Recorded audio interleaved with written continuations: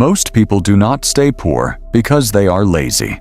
They stay poor because they are standing inside a system that rewards noise, punishes patience, and disguises self-destruction as normal behavior. That is the first lie that has to die. Because if wealth were truly built by working harder, then millions of exhausted people would already be financially free. If income alone created freedom, then high earners would not be trapped in private anxiety, drowning in car payments, silent debt, odd fragile lifestyles, and the constant fears. One interruption could collapse everything, but that collapse keeps happening, quietly, repeatedly, predictably. So the real question is not why some people earn more. The real question is why some people become stronger while others become more dependent at the exact same income level. This is where the structure reveals itself. Money behaves less like a reward and more like a force. Like gravity, like pressure, like oxygen in a closed chamber. If you do not understand the environment, your effort becomes irrelevant. You can move constantly and still suffocate. You can earn more and still decline. You can look successful while your financial life is decaying underneath the surface. And that decay is rarely dramatic. In the beginning, it starts in silence. A small upgrade that feels deserved. A purchase that relieves pressure for 3 hours. A lifestyle adjustment made not from strategy, but from emotion. A hidden need to appear stable, capable, impressive. A refusal to delay pleasure, because the present already feels heavy enough. None of these decisions seem fatal alone, but neither does rust, at first. Neither does plaque in an artery. Neither does a leak beneath a foundation. That is how ordinary people lose. Financial power. Not all at once, but through invisible habits that look harmless in public and become catastrophic in private. And the most dangerous part is this: society will applaud many of those habits while they are destroying you. It will praise consumption as confidence. It will frame urgency as ambition. It will reward appearance over ownership. It will make rented status feel more urgent than real control. This is the trap. Some people spend their entire lives trying to look wealthy long enough to feel secure. But the people who actually become rich rarely play that game for long. They understand something deeper, something colder, something far less emotional. They know wealth is usually built in silence first, before it is ever seen in public, before the house, before the freedom, before the visible proof. Because real wealth does not begin with money. It begins with a set of habits that change the direction of money before money becomes visible. That is why two people can live in the same city, earn similar salaries, face the same inflation, the same bills, the same social pressure, and 10 years later exist in completely different realities. One is older, tired, and still negotiating with monthly survival.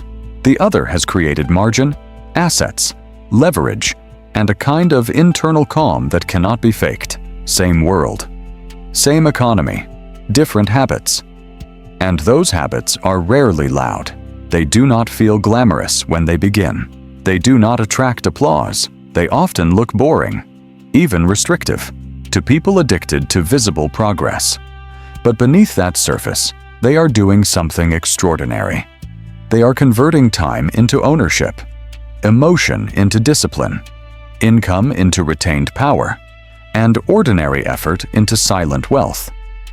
This changes everything, because once you see that wealth is not mainly the result of intelligence, luck, or even income, but repeated behavioral positioning inside an invisible financial system, you stop asking, "Nice, why am I behind?"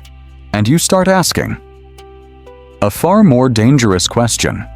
What habits have been secretly training me to stay dependent? That question is where the script begins. Because the truth is, there are 3 habits that quietly separate people who remain financially fragile from people who become rich without needing to announce it. 3 habits that rewire spending, reshape identity, alter time horizons, and build capital below the surface while everyone else is chasing symbols. And the 3rd habit is the one most people resist the longest. Not because it is complicated, because accepting it would force them to admit that their financial struggle was never just about money. The first habit that makes ordinary people rich in silence is this: they stop treating money like a monthly event and start seeing it as an invisible architecture. Most people interact with money emotionally, not structurally. They think in fragments. Salary arrives, bills leave, and something is left over, something is missing. They adjust, react, postpone, recover, repeat. It feels personal. It feels chaotic. It feels like life is simply expensive, and they are doing their best to survive inside it. But survival is not a wealth system. It is a repair cycle. And this is where many intelligent people make their first fatal mistake. They assume their financial stress is evidence of personal failure. They blame discipline. They blame motivation. They blame a lack of income. Sometimes those factors matter, but in many cases, the real problem is far more mechanical than emotional. They do not have a design. This is why 2 people with similar earnings can produce opposite outcomes. One person receives income into a structure that immediately leaks pressure through lifestyle obligations, random spending, subscription drift, social expectations, convenience costs, and badly timed purchases. The other receives income into a system designed to protect capital before emotion gets access to it. That difference looks small from the outside. In reality, it changes the entire economic future of a human being, because wealth is not built from what you intend to do with money. It is built from what your system forces money to do. Before your moods interfere, this is the first cognitive shift. You're not poor because every decision is bad. Yet you're often financially stuck because your money enters an environment with no walls, no channels, no sequence, and no defensive structure. In economics, systems without friction or constraint do not preserve resources. They dissipate them. In biology, energy not directed toward growth is consumed by maintenance. In physics, pressure escapes through the weakest available opening. Money behaves the same way. If it enters an open emotional field, it escapes into whatever provides the fastest psychological relief. That may be convenience.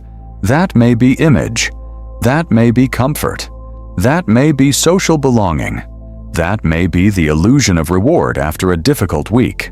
This is why shame is such a useless financial emotion. Shame keeps people focused on isolated transactions, while ignoring the architecture producing them. It makes them ask, "Why did I spend that?" instead of asking, "Sheesh, why is my environment designed in a way that makes this spending predictable?" This is where the structure reveals itself. Ordinary people who quietly become rich understand that before wealth becomes visible, control must become invisible. They begin by building friction in the right places.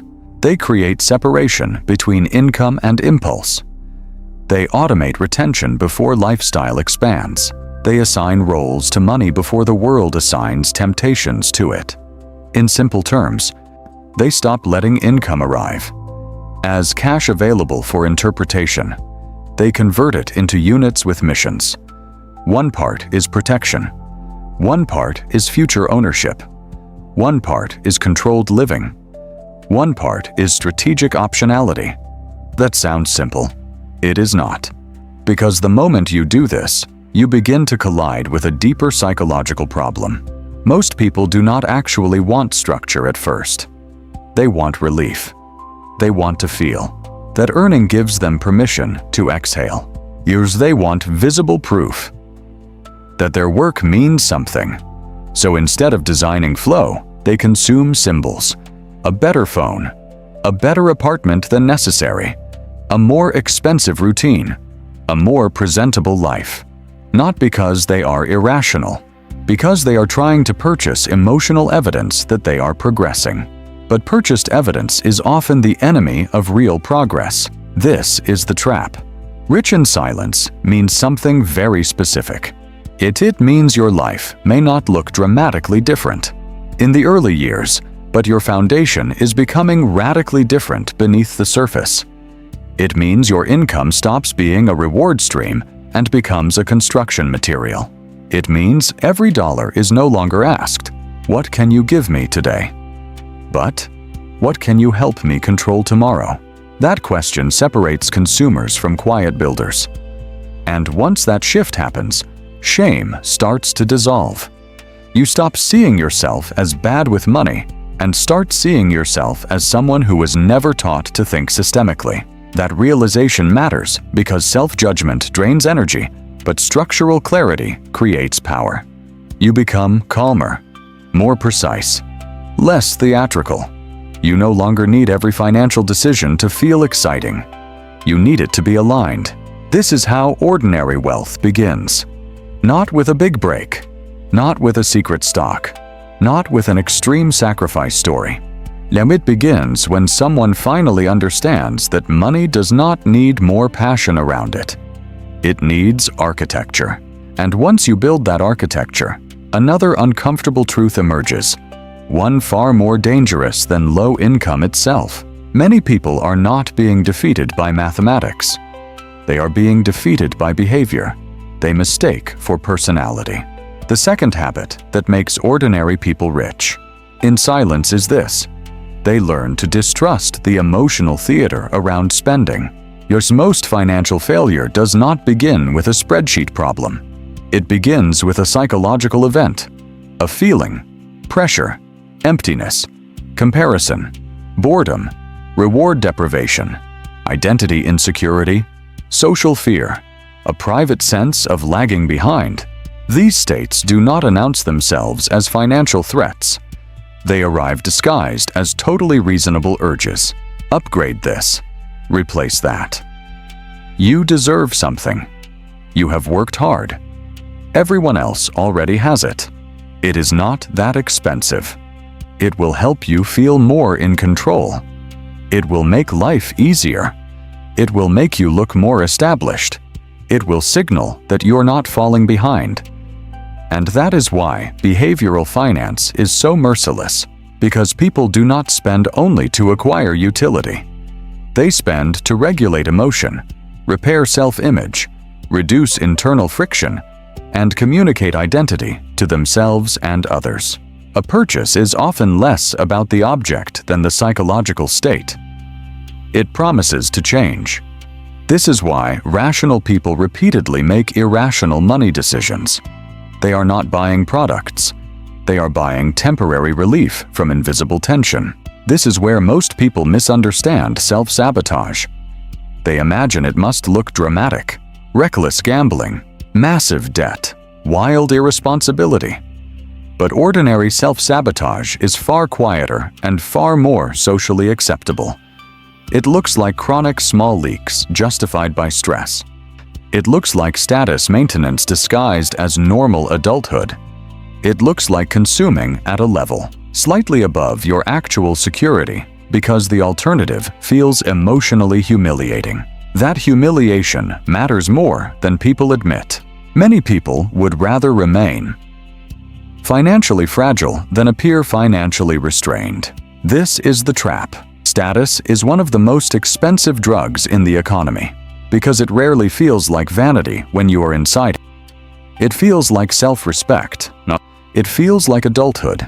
It feels like participation in the social order. The car is not just a car. The apartment is not just shelter. The clothes are not just fabric. The dinners are not just meals. Each one becomes a signal. I am doing well. I belong here. I am not losing. I am still relevant. I am not ordinary in the wrong way. And yet, that entire system is built on an illusion, because visible consumption and invisible wealth often move in opposite directions. The person displaying constant proof of financial success may be funding that image with depleted future optionality. The person appearing modest may be accumulating something much more dangerous: retained power, freedom of movement, negotiating strength, time ownership, emotional independence from appearances. But the human mind struggles with delayed proof. That is the deeper problem. A visible purchase delivers an instant identity confirmation. It produces a near-immediate emotional reward. A contribution to investments, cash reserves, skill development, or productive assets produces almost none. At least not at first.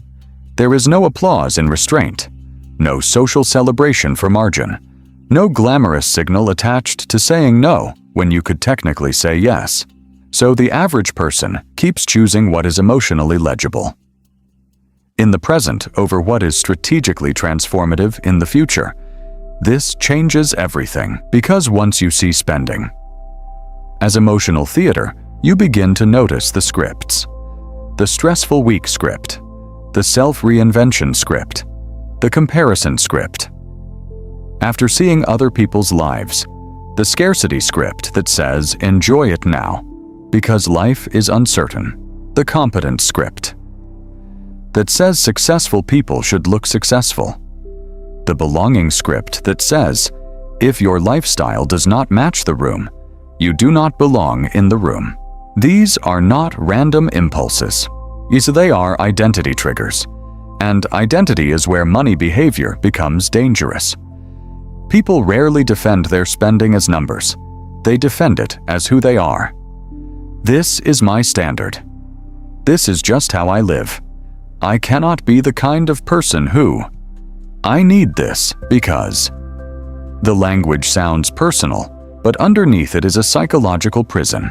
Once a financial behavior becomes fused with identity, changing it feels like self-erasure. That is why some people keep lifestyles they cannot sustain. Not because they cannot do math. Because reducing visible consumption feels like losing social rank. It feels like shrinking. It feels like an admission that the image was ahead of the structure. And for many people, that pain is unbearable. So they keep feeding the image. Quietly. Repeatedly. Predictably. Until the image starts eating the future. This is where ordinary people who become rich, in silence, separate themselves. They develop a strange ability that looks boring from the outside, but is financially lethal in the best possible way. They stop asking whether they can afford something in the present and start asking what identity state is trying to use the purchase. That question is surgical. Am I buying utility or reassurance? Am I solving a problem or sedating a feeling? Is this aligned with my long-term architecture or with my short-term insecurity? Would I still want this if nobody saw it? Yes, would I still justify this if it delayed freedom by 6 months? 2 years? 5? Most people never ask those questions. Honestly, because the answers expose something uncomfortable. A large percentage of modern spending is not about enjoyment. It is about emotional regulation under social pressure. And once you see that, another layer appears. Some spending is not even about impressing others. It is about avoiding confrontation with yourself. As long as money keeps moving, as long as rewards keep arriving, as long as comfort keeps being purchased, you do not have to fully face the gap between your current life and your actual financial trajectory. Consumption becomes anesthetic. Motion masquerades as progress. This is why rich in silence is a behavioral pattern before it is a financial outcome. Quiet wealth builders become suspicious of emotionally urgent purchases. They are not anti-pleasure. They are anti-manipulation. They understand that an undisciplined emotional life can hijack even a high income. So they build pauses, friction, observation, delays between desire and decision. Not because they are deprived, but because they know urgency is often a lie told by an unstable internal state. That habit alone begins to reverse the flow of money. But then a harder truth arrives. Once emotional spending loses its grip, you are forced to confront the cold mathematics most people spend years avoiding. Wealth does not grow mainly by effort. It grows by velocity, retention, and compounding thresholds. The third habit that makes ordinary people rich in silence is this: they stop measuring progress by income alone and start measuring it by retained capital, compounding speed, and wealth velocity. This is where the illusion finally breaks. Not because most people have been trained to think financially in straight lines.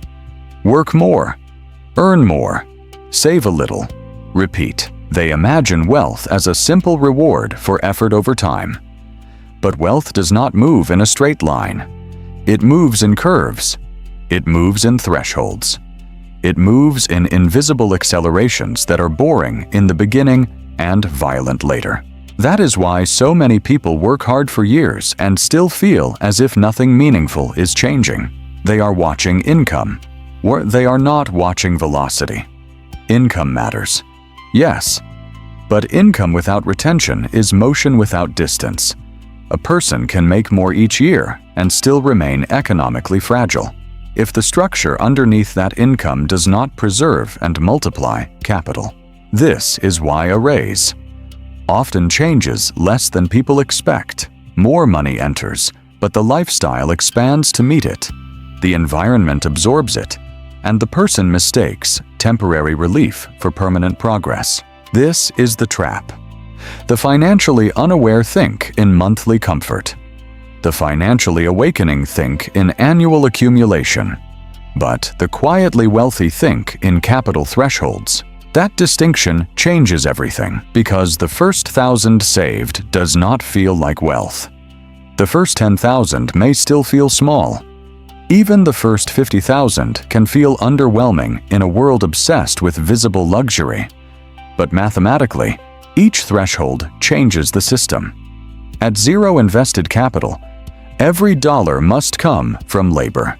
At 5,000, nothing dramatic appears, but the habit becomes measurable. At 20,000, small market growth starts to become noticeable. At 50,000, a decent year in assets begins to feel real. At 100,000, compounding stops feeling theoretical. At 250,000, growth can start rivaling what a person saves manually. At 500,000 and beyond, the system starts carrying some of its own weight. That is not motivational language. That is mechanical reality. Let's make it more concrete. Imagine two people, both earning the equivalent of a stable middle-class income. Person A earns well, but spends almost everything, saving sporadically, investing inconsistently, and upgrading lifestyle. Each time income rises, Person B is not dramatically more talented, not dramatically more connected, not dramatically more lucky, but Person B retains and deploys capital with discipline. Suppose Person B invests the equivalent of $1,500 a month, consistently into broad productive assets with a long time horizon. Ignore fantasy returns. Use something ordinary. Over 10 years, the direct contribution alone becomes substantial, but the real shift is that gains begin producing their own gains. The engine is no longer powered only by effort. It starts feeding itself. Now compare that to Person A, who increases income but also increases recurring costs. Better car, higher rent, a more convenient spending, more image maintenance, more subtle status obligations. On paper, Person A may look more successful at multiple points in the journey. But the wealth trajectory is weaker because nothing is gathering enough mass to compound meaningfully. This is where most people never escape. They underestimate the importance of early retained capital because the early phase is psychologically insulting. The numbers appear too small. The growth appears too slow. The sacrifice appears too invisible. Saving the first 10,000 feels insignificant. When social media keeps showing lives built around the visible end state, so people abandon the phase that matters most. But compounding is not impressive at the beginning by design. It is like pushing a flywheel, like heating water, like growing roots underground, like pressure building behind a dam. For a long time, the visible result does not seem proportional to the effort. Yes, then the structure reveals itself. The wealthy are often not simply people who found better opportunities. They are people who survived the unimpressive phase long enough for non-linear growth to begin. This is why wealth velocity matters more than lifestyle appearance. Wealth velocity is the speed at which labor income gets converted into capital, and the speed at which that capital begins generating more capital. If money comes in and immediately exits toward maintenance, the system remains slow, no matter how impressive the salary sounds. If money comes in, gets captured, and enters productive structures, then even an ordinary income can start bending over time into something much more dangerous than high consumption: financial momentum. Consider a basic model.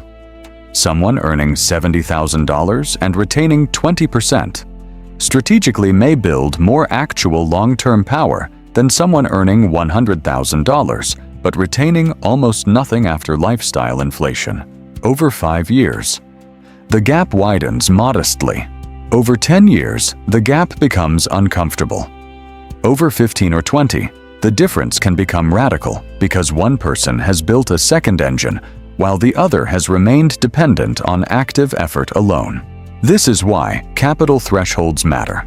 Every layer of retained capital changes what future effort can do.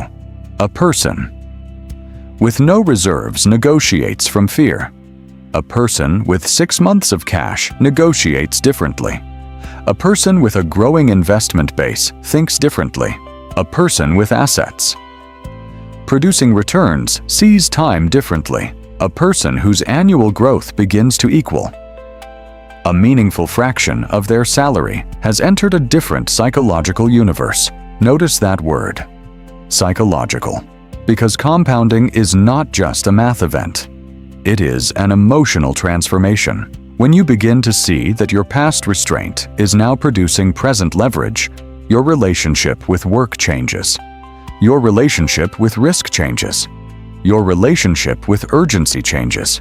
You become less easy to control because every decision no longer has to protect next month at all costs. And that is power. This is also why rich in silence often looks slow until it looks sudden. Outsiders see 10 or 15 years and call the result luck, discipline, talent, timing, privilege, or intelligence. What they rarely see is the invisible sequence: low noise years, repetitive capital capture, refusal to perform, wealth early, patience through flat-looking growth, and relentless respect for thresholds. That sequence is what creates the sudden result. This changes everything, because once you understand wealth velocity, you stop obsessing over income spikes as the only answer. You begin asking more strategic questions. How much of what I earn survives? How fast is my capital base growing? At what threshold do my assets begin doing meaningful work? How much of my life is still fully dependent on labor? How much of my financial progress is real? And how much is just better packaging? Those are dangerous questions because they strip away the fantasy that being busy is the same as building wealth. They expose a brutal truth. Many people are not poor because they earn too little. They remain fragile because too little of what they earn ever reaches compounding territory. And once you see that, another contradiction emerges, one that explains why. Even sharp, educated, highly capable people remain stuck for decades. It is not always because they fail mathematically. Sometimes they fail because the world around them is engineered to make disciplined growth feel socially abnormal. Why do intelligent people still fail financially, even after they understand budgeting, compounding, debt, inflation, and asset growth, because information does not automatically defeat environment. And this is one of the most underestimated forces in the entire wealth equation. A person can understand money and still be socially positioned to lose it. That sounds unfair because it is. Most people imagine financial failure as a logic problem. Learn more, make better decisions, become more disciplined, and the outcome improves. But in real life, human beings do not make decisions in isolation. They make them inside families, cities, friend groups, work cultures, romantic expectations, and invisible class scripts. They make them while tired, while comparing, while adapting, while trying not to appear afraid, while trying not to fall out of sync with the people around them. This is where the structure reveals itself. Financial behavior is contagious, not only in obvious ways, but in subtle rhythms. The acceptable neighborhood, the expected car, the normal kind of vacation, the appropriate restaurant, the acceptable wedding cost, the default monthly subscriptions, the social obligation of generosity, the pressure to upgrade. Once income rises, the unspoken rule that if you are doing better, you should look better, and if you do not look better, people begin to question whether you're actually progressing at all. This is the trap, because the modern economy does not only sell products, it sells scripts. It sells a sequence of visible upgrades that signal adulthood, relevance, competence, and self-worth. Follow the script, and you look normal. Reject parts of the script, and you risk looking constrained, behind, even strange. That social penalty matters more than most people admit. An intelligent person can understand that buying too much house too early is dangerous. They can understand that financing status weakens future optionality. They can understand that regular luxury, disguised as routine, is quietly destructive. And still, they do it. Not because they forgot the math, but because the emotional cost of deviating from the group feels heavier in the moment than the future. Cost of compliance. That is how smart people get trapped. Not through ignorance, through normalization. Once a financially weak behavior becomes culturally normal, intelligence alone often stops protecting people from it. In fact, intelligence can make the problem worse. A smart person can generate elegant rationalizations for almost any self-defeating decision. They can call overspending quality of life. They can call image spending professional positioning. They can call a fragile lifestyle reward for hard work. They can call emotional exhaustion a reason to optimize comfort. And it's because the language sounds sophisticated, the danger hides even deeper. This changes everything, because now the real enemy is not lack of knowledge. It is social programming combined with decision fatigue. Look carefully at how this works. The average person does not make one giant financial mistake. They make 50 tiny decisions while cognitively depleted. A more expensive convenience because the day was long. Delivery instead of preparation. Subscription instead of effort. Upgrade instead of maintenance. Credit instead of delay. Better packaging instead of deeper planning. None of these decisions feel like identity-defining moments. They feel small, practical, understandable. But decision fatigue changes economic behavior. In predictable ways, as mental energy drops, people move toward immediacy, familiarity, and friction reduction. And the modern economy is designed to monetize exactly that state. One-click purchases, automated renewals, frictionless credit, social proof everywhere, premium options placed at eye level, urgency messaging, limited time discounts, emotional branding, convenience sold as necessity. This is not random. It is engineered. Yet so. When a tired person spends badly, the issue is not merely weakness. The issue is that A depleted nervous system is operating inside an economy optimized to convert fatigue into revenue. That is why intelligent people fail. They know the principle, but their environment is stronger than their awareness. In repeated low-energy moments. And then lifestyle inflation arrives to finish the job. Lifestyle inflation is often described as spending more when you earn more. That definition is too shallow. The deeper reality is psychological. Lifestyle inflation happens when every increase in income gets translated into a new baseline of normal, and every new baseline becomes emotionally non-negotiable. What was once luxury becomes standard.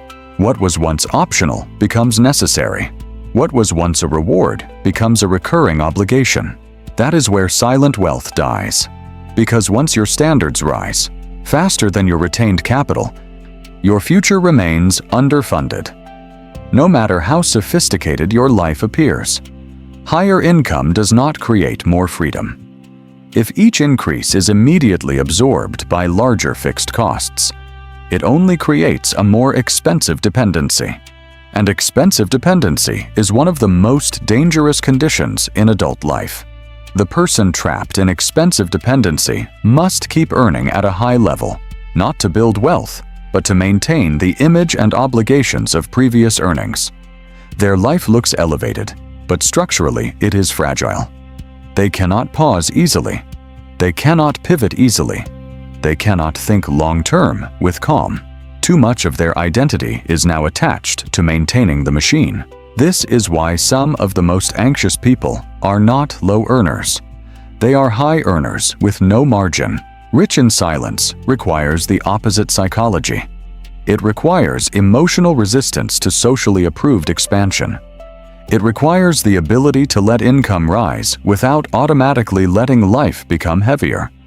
It requires the willingness to look less impressive in the middle face, so that one day you do not have to perform impressiveness at all. That is rare, because the world rewards visible progress and ignores invisible positioning. People celebrate the new car, not the growing brokerage account. They admire the upgraded apartment, not the paid-off freedom it may have delayed. They notice the consumption, not the restraint. So the average person learns to optimize for what receives acknowledgement. And acknowledgement is expensive. This is where ordinary future millionaires quietly separate from the crowd. They understand that environment shapes behavior, so they redesign environment before demanding perfection from themselves. They reduce unnecessary exposure to comparison. They automate good decisions to reduce fatigue. They lower the number of daily financial choices that require willpower. They become more selective about whose standards they absorb. They stop mistaking public normality for strategic sanity. Most people never escape because their entire social and emotional setting keeps whispering the same command: spend like the level you have reached. But the quiet wealth builder lives by a different law: build like the level you want to own. That law is colder, less glamorous, but less socially rewarding in the short term. But it creates something intelligence alone never can: a durable system. And once that system exists, another question becomes unavoidable. If the social world is designed to make you spend, and compounding only works, when capital is protected, then what exact structure allows an ordinary person to build wealth? Deliberately instead of accidentally. That is where the blueprint begins. Now, we move from diagnosis to construction. Because once you understand the trap, the next question is no longer emotional. It becomes architectural. What does an ordinary person actually build if the goal is to become rich in silence? Not perform wealth, not imitate wealth, not borrow the costume of wealth. Build it. This is where most financial advice collapses into slogans. Spend less, invest more, avoid debt, increase income. Those statements are not wrong. They are incomplete. They describe ingredients, not structure. And structure is everything, because money without sequence creates confusion, and confusion always gets exploited by impulse, fatigue, or the surrounding culture. So here is the blueprint. Beneath quiet wealth, cash flow must first become controlled, then protected, then multiplied, then positioned. That order matters. Most people try to multiply before they control. They chase investments before stabilizing cash flow. They pursue side income before understanding leakage. They buy assets emotionally without building liquidity. They reach for speed while their base remains fragile. That is why one setback, one job disruption, one health event, one market decline, one family emergency can knock them back years. This is the trap. Quiet wealth builders do not begin with excitement. They begin with stabilization. The first layer is financial oxygen. That means a cash reserve large enough to prevent ordinary disruption from becoming financial panic. Not because cash is the highest return asset, but because panic destroys strategy. A person with no reserve is forced into bad timing. They sell under pressure, borrow under pressure, accept weak offers under pressure, stay in toxic environments under pressure. The reserve is not just protection. It is decision quality, preserved under stress. This changes everything, because the emergency fund is not about fear. It is about preserving strategic freedom, while the rest of the structure is still forming. 3 months changes behavior. 6 months changes negotiation. More than that begins to create a psychological shift. The world still has pressure, but pressure no longer owns every choice. The second layer is cash flow separation. Income should not arrive in one pool where all categories compete emotionally. That is where spending noise wins. Quiet wealth builders divide money by function: core living, into reserve building, asset acquisition, skill expansion, controlled enjoyment, optionality. They do not necessarily use complicated systems. They use clear ones. The point is not complexity. The point is that money must receive instructions before life starts making demands. Without separation, every dollar looks equally available. With separation, every dollar carries identity. That identity is powerful. But a dollar assigned to ownership cannot be casually consumed without conscious betrayal of the plan. A dollar assigned to future assets feels different from a dollar assigned to this month's lifestyle. This is why categorization is not clerical. It is psychological containment. Then comes the third layer: asset acquisition logic. This is where many people get seduced into noise again. They hear "buy assets" and imagine something glamorous, exotic, dramatic. But real asset building for ordinary people is usually repetitive, unromantic, and brutally consistent. Broad productive assets. Business equity if they truly understand the risk. Cash-flowing systems when the economics are clear. Skill-based asset creation that can later compound into income. The point is not to look sophisticated. The point is to own things that work while you are not performing. That is the dividing line. A liability asks for maintenance, and an asset contributes to independence. Not every appreciating object is an asset in the strategic sense. If it consumes attention, financing, emotional bandwidth, and ongoing costs faster than it creates flexibility, then its role in the structure must be questioned. Quiet wealth builders are ruthless. Here, they do not ask, "Could this go up in value?" They ask, "Does this strengthen my system?" That question prevents years of expensive confusion. The fourth layer is risk mitigation.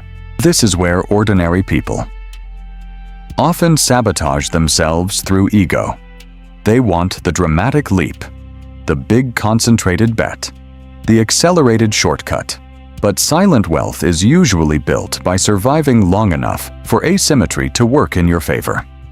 And survival requires intelligent risk design, insurance where real catastrophe exists, diversification where ignorance exists, position sizing where uncertainty exists, liquidity where opportunity may appear, when patience where temptation appears strongest. This is why most people never escape. They confuse aggression with intelligence. Real wealth strategy is not reckless speed. It is controlled exposure. Enough risk to grow, not enough risk to collapse. Enough upside to matter, not enough fragility to erase years of progress. In one emotional decision, quietly, rich people understand something. The impatient never do. The power to continue is often more valuable than the thrill of moving fast. With then comes skill stacking, one of the least discussed and most decisive forms of wealth construction. Ordinary people usually think in single-skill careers. I do this job. I earn this income. My value is tied to this lane. But wealth acceleration often begins when a person combines multiple moderate strengths into a rare economic profile. Communication plus technical ability. Sales plus analysis. Design plus systems thinking. Writing plus business judgment. Operations plus leadership. The finance plus persuasion. The market pays. Unusually well for useful combinations, because combinations create leverage. This matters because skill stacks are assets before they look like assets. They increase negotiating power. They increase income resilience. They increase optionality. They increase the ability to create value outside a single employer. They can later become consulting, ownership, advisory work, product creation, deal access, or strategic partnerships. In other words, a skill stack can become a capital engine before financial capital becomes large. That is crucial in the middle phase, because not everyone starts with investment capital, but almost everyone can begin building human capital in a more strategic arrangement. Quiet wealth builders respect this. They are not obsessed with appearing multi-talented. They are interested in becoming economically difficult to replace. And that leads to the fifth layer, cash flow architecture. This means your life should gradually move away from one source dependency. One salary can stabilize you. It rarely liberates you by itself, unless it is unusually high and unusually well managed. But once salary is combined with investment growth, skill-based side income, small ownership stakes, intellectual property, or low-maintenance cash flow sources, the system begins to thicken. It develops redundancy. And redundancy is freedom. A fragile system has one engine. A durable system has several. Not all at once, not theatrically, sequentially. This is where the structure reveals itself. A quiet wealth blueprint is not about becoming busy with 10 hustles. It is about carefully building multiple financial supports so that no single interruption can define your life. It is about replacing dependence with layers. And above all of this sits the final principle, long-term asymmetry thinking. Most people evaluate decisions by immediate cost and immediate reward. Quiet wealth builders evaluate decisions by asymmetry, limited downside, meaningful upside, repeatable advantage, a useful skill with years of applicability, a disciplined investment process that compounds without constant reinvention, a modest lifestyle that preserves enormous flexibility, a network built through substance rather than performance, a reputation for reliability, a reserve that lets you act when others freeze. These things may look dull next to visible consumption, but they create asymmetric futures. Small restraint, large future power. Small consistency, large future ownership. Small discipline, large future optionality. That is how ordinary people become rich in silence. Not through one genius move, but through a capital structure where income is directed, risk is contained, skills are layered, assets are accumulated, and optionality keeps expanding beneath the surface. When that blueprint is functioning, something interesting happens. The person is no longer merely defending against financial failure. They are building engines. And when those engines begin to work together, income on one side, assets on the other, the game changes again. That is the acceleration phase. There is a moment in quiet wealth building when discipline stops feeling like restraint and starts feeling like propulsion. That moment is rare, and most people miss it because they are still looking for visible signs of success. They assume acceleration should feel dramatic. Louder income, bigger lifestyle, external recognition. But real financial acceleration often begins in a far less glamorous place. When a person builds a second engine without allowing the first engine to become overburdened. This is the dual engine system. Engine 1 is earned income. Engine 2 is owned capital. Most people live and die with only the first engine. They work, earn, recover, spend, repeat. Even if they become well paid, the structure remains vulnerable because labor is still the dominant source of survival. If the labor stops, the whole system trembles. So their life may look advanced, but economically it remains dependent, quietly. Rich people understand something deeper. Income can start the process, assets accelerate it. So that is the shift from effort-based stability to system-based expansion. This is where the structure reveals itself. A single engine can move you. Two engines can begin to free you. The first engine, your job, business, profession, skill-based income, produces active cash flow.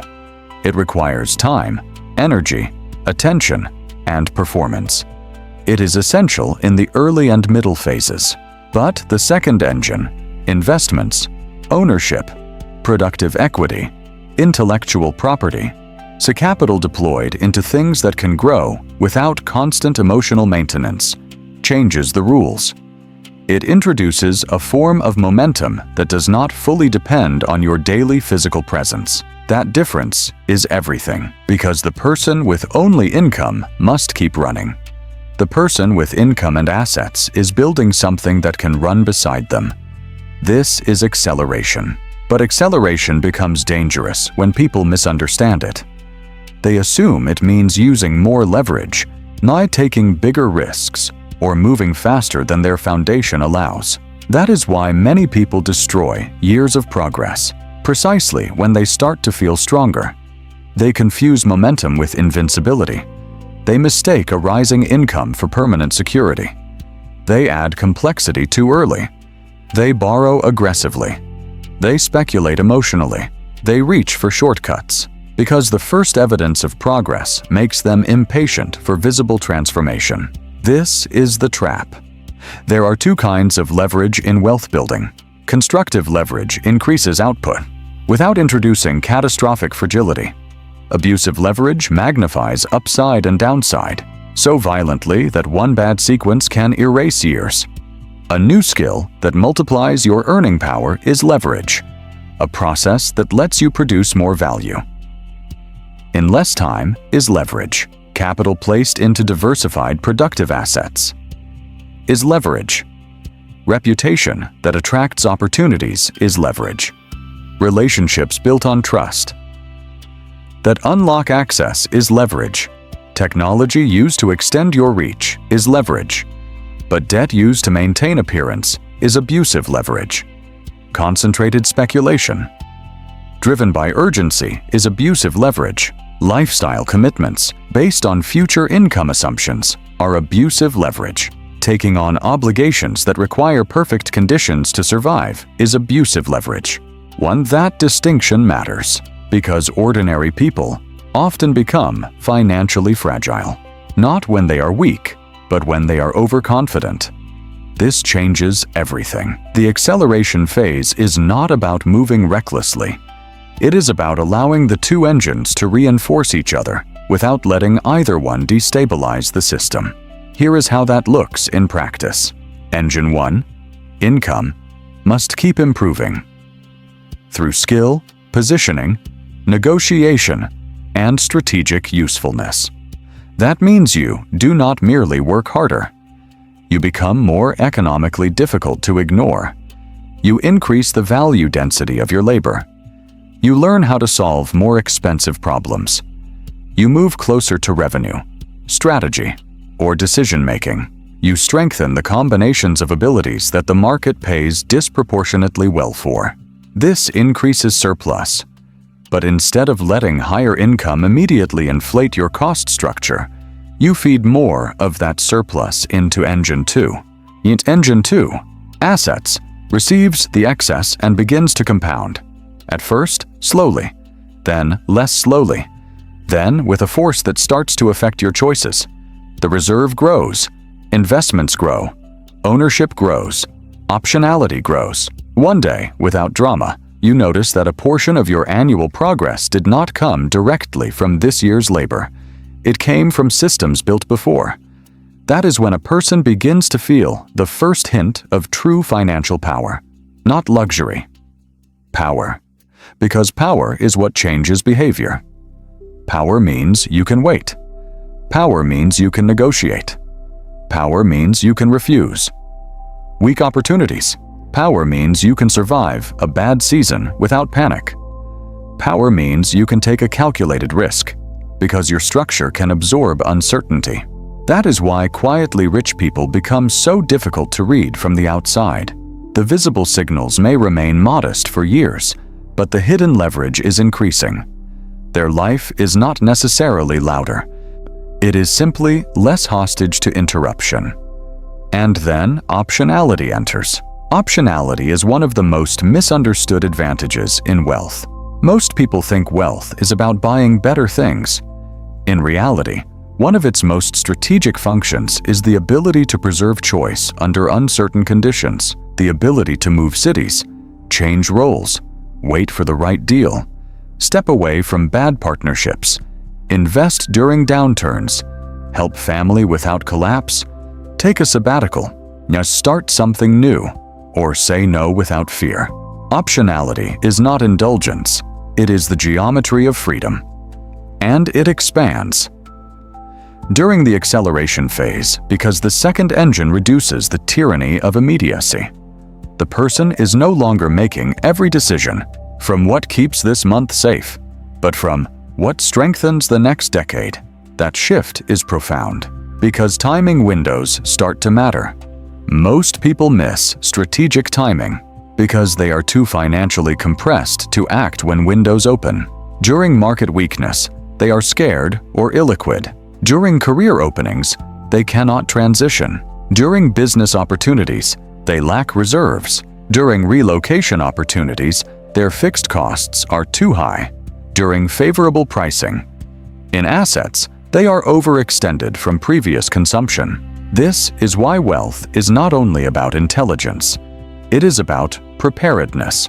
The acceleration phase rewards those who have dry powder, cash, capacity, skill, emotional calm, when others are forced into retreat. Timing windows often appear when general confidence is low, a market correction, an industry shift, a distressed sale, a company restructuring, a moment when competent people are too scared, too distracted, or too trapped to act. Quiet wealth builders benefit, not because they can predict perfectly, but because their structure lets them move. When conditions become asymmetric, this is where most people never escape. They are too late in good times and too weak in bad times. The quietly rich become something else. Patient in exuberance, prepared in contraction, precise when windows open. And none of this requires fantasy. It does not require overnight success. It does not require heroic risk. It does not require public proof. It requires something colder and more disciplined. The refusal to let rising capacity become rising fragility. That is the law of acceleration. If income rises and obligations rise equally, acceleration dies. If income rises and assets rise faster than obligations, acceleration begins. If both engines strengthen, while lifestyle remains controlled, then time itself starts changing function.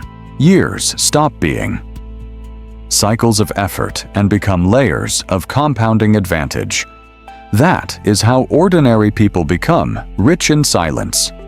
Not by gambling harder than others, not by pretending to be ahead, not by monetizing every waking hour into exhaustion, but by building two engines, protecting both, using leverage with discipline, preserving optionality, and waiting for timing.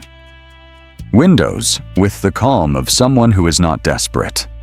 And yet, even this phase has a ceiling, because a person can understand structure, behavior, compounding, risk, timing, and still sabotage the final ascent if their identity remains emotionally attached to immediacy. At some point, the outer system can only grow as much as the inner one allows. That is where the real conversion begins, not in the portfolio, in the self. There comes a stage in wealth building where the numbers are no longer the main obstacle. The real obstacle becomes identity. Because money does not simply test what you know. It tests who you become. When reward is delayed, when progress is invisible, when other people seem to be moving faster, and when your old emotional habits begin to lose their authority over you. This is where most people stall. Not because the strategy stopped working, because the old self keeps trying to pull them back into immediacy. This is the trap. A person can build a reserve, control cash flow, invest consistently, expand income, and still remain psychologically fragile if they have not rewired the identity that once needed constant evidence, constant reward, constant motion, constant external validation. The system on paper may improve, but the inner architecture remains unstable. And when the inner architecture remains unstable, money gets used to medicate emotion instead of strengthening freedom. That is why quietly rich people eventually undergo a more subtle transformation. They stop seeing discipline as denial and start seeing it as self-respect. That sounds simple. It is not. Because for many people, delayed gratification feels like loss. It feels like being left out. It feels like withholding pleasure from a life that already feels demanding. It feels unfair. Why work this hard and still wait? Why earn more and not display it? Why build quietly when noise gets attention? Why resist the visible symbols when the whole social world treats those symbols as proof that life is improving? These questions are not superficial. They cut directly into identity, because beneath most weak financial behavior is not just poor planning, but an old psychological contract with the self. If I suffer enough now, I deserve relief now. If I work hard, I deserve visible evidence. If I am progressing, people should be able to see it. If I am successful, my life should immediately feel different. That contract is emotionally understandable. It is also economically destructive. This changes everything, because the shift into silent wealth requires a new identity contract. I do not need every effort to produce immediate display. I do not need every success to be visible. I do not need present applause to validate future construction. I am willing to let the foundation deepen before the surface changes. That is identity evolution. And it is harder than people expect, because it requires strategic detachment, not detachment from life, not detachment from pleasure, detachment from compulsive proof, detachment from the need to convert internal progress into external signaling too early, detachment from comparison as a measurement system, detachment from the monthly emotional scoreboard that asks, Satya, do I feel richer yet? Quiet wealth builders. Ask a different question. Am I becoming stronger in ways the world cannot yet measure? That question creates a different kind of person. A calmer person. A slower reacting person. A person less hypnotized by short-term noise. A person who can tolerate invisible progress without panicking. A person who can watch others perform advancement without feeling compelled to copy the choreography. This is where the structure reveals itself. Identity determines time horizon, and time horizon determines financial destiny. The average financially unstable person thinks in weeks and months. Rent, bills, next purchase, next trip, next raise, next reward. Even when they say they care about the future, their nervous system is trained around the short cycle. So decisions get filtered through immediacy. What feels better now? What looks better now? What reduces anxiety now? What confirms status now? But the quietly wealthy learn to think in decades. That does not mean they become abstract or detached from daily life. It means their decisions are no longer evaluated only by present sensation. A decade-minded person asks different questions. Will this commitment still feel intelligent? In 5 years? Will this cost still deserve its place in the structure? Does this habit build or weaken the person I need to become? Is this desire aligned with the life I want to own, or the mood I want to escape? Am I making a short-term emotional trade that taxes my future self? Those are not budgeting questions. They are identity questions, and once a person begins living from them, delayed gratification changes form. It no longer feels like constant deprivation. It becomes strategic sequencing.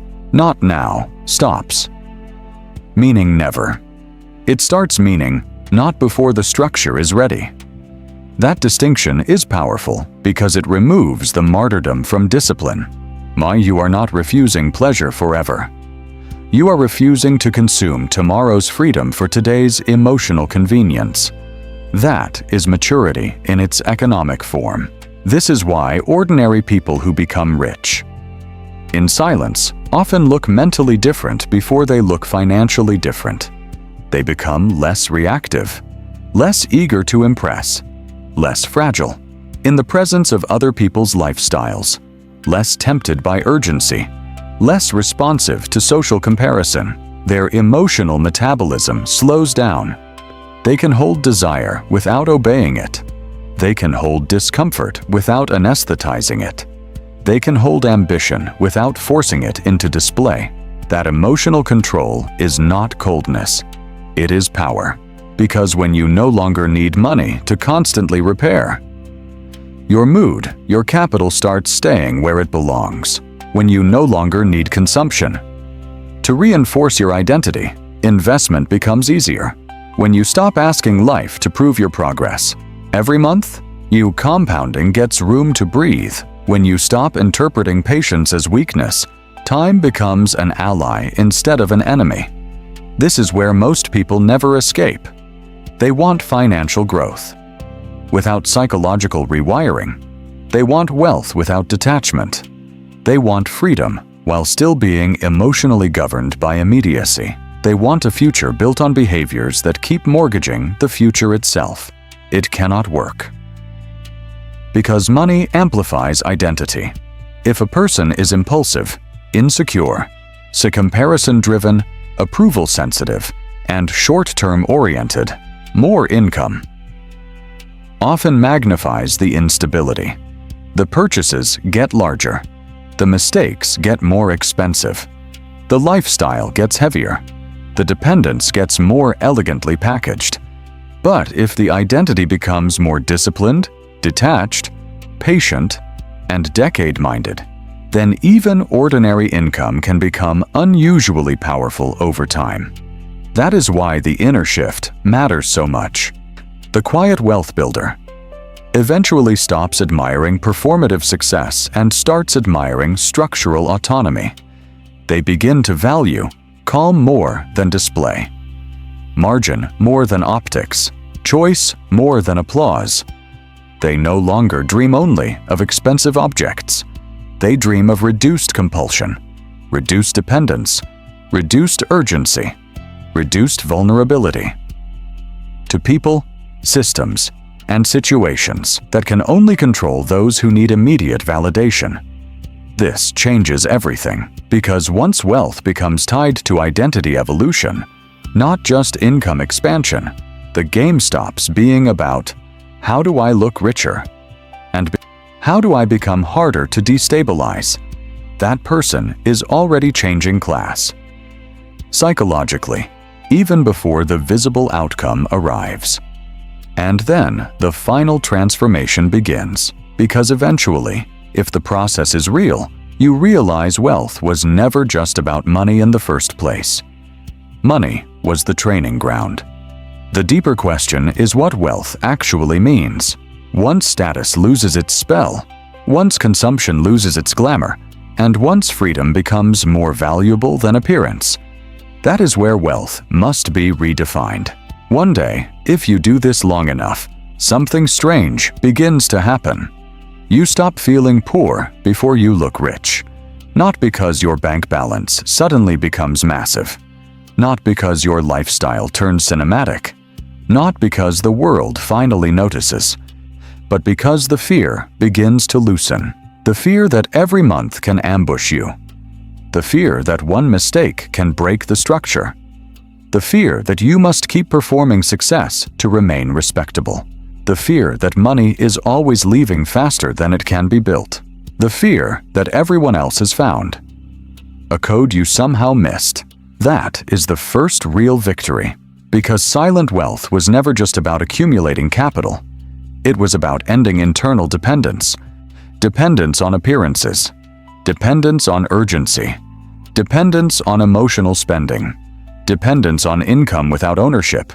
Dependence on the approval of people who often cannot recognize real power until long after it has already formed. This is where the story changes. The ordinary person who becomes rich in silence does not transform in one dramatic moment. They transform through repeated invisible decisions.